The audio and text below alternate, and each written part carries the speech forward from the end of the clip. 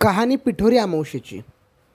नमस्कार। पिठोरी अमावस्ये दिवशी काय घडलेलं हे जाणून घेण्यासाठी आपण आता कहाणी ऐकूयात।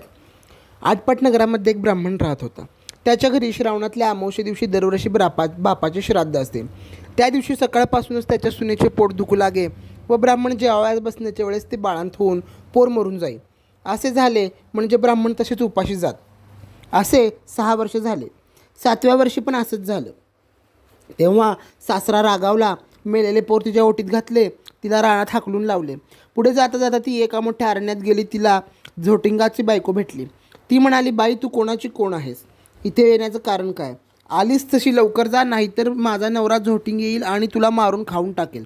तेव्हा ब्राह्मणाची सून म्हणाली, तेवढ्याकरिता मी इथे आले आहे। हे ऐकून झोटिंगाची बायको म्हणाली, बाई तू जीवावर का उदार झाली आहेस? तिने आपली सर्व हकीकत झोटिंगला सांगितली। आता सांग मला जगून काय करायचं आहे? असे म्हणून ती रडू लागली। हे सर्व ऐकून झोटिंगला फार वाईट वाटले। तिला म्हणाली, तू भिवू नको, घाबरू नको, अशीच थोडीशी पुढे जा, तिथे तुला एक शिवाचे लिंग दृष्टीस पडेल। बेलाचे झाड लागेल, तिथे एका झाडावर बसून राहा। रात्री नागकन्या देवकन्या 7 अप्सरा बरोबर घेऊन येतील पूजेला। पूजा झाल्यावर खीरपुरीचा नैवेद्य दाखवतील। तिथं अतिथी कोण आहे म्हणून विचारतील। असे विचारल्यावर मी आहे असे म्हणून तुला त्या पाहतील। कोणाची कोडची चौकशी करशील। तू हकीकत त्यांना सगळी सांग। ब्राह्मणाच्या सुनेने बरं म्हटलं। तिथून निघून गेली। पुढे गेली, एक बेलाचे झाड पाहिले, उभी राहून तिकडे पाहू लागली। जवळ एक शिवलिंग दृष्टीस पडले, तशी ती शेजारच्या झाडावर बसून राहिली। इतक्यात रात्री नागकन्या देवकन्या अप्सरांच्या स्वाऱ्यासुद्धा आल्या। त्यांनी शिवलिंगाची पूजा केली, नैवेद्य दाखवला, अतिथी कोण आहे म्हणून विचारले।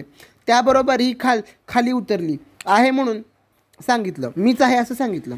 तेव्हा सगळ्यांनी मागे पाहिलं, आश्चर्य वाटलं। तिची कोण कुठली म्हणून चौकशी केली।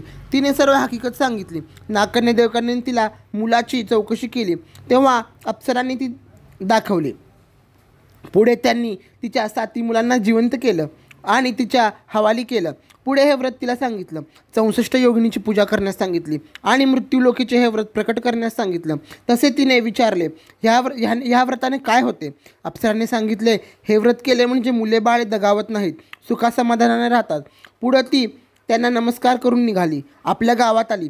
लोकांनी तिला पहिले ब्राह्मणात जाऊन सांगितले, भटजीबुवा तुमची सून घरी येत आहे। त्याला खोटे वाटले तर अर्धघटकेने पाहू लागला।